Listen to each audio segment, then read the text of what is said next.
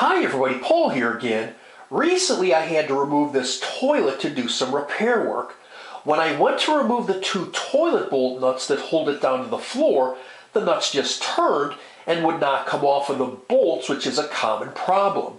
If this ever happens to you, you'll probably have to cut them off like I did.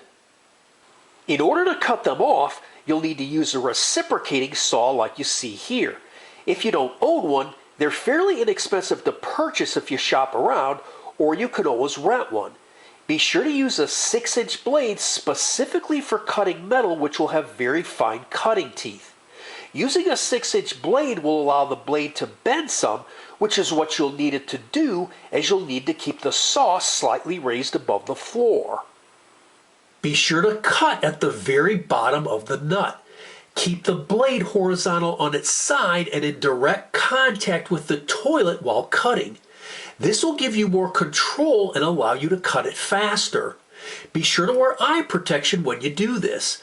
Unfortunately, when I cut mine off, my camera was broke, so I was unable to film the actual cutting, but this is how I did it and it worked great.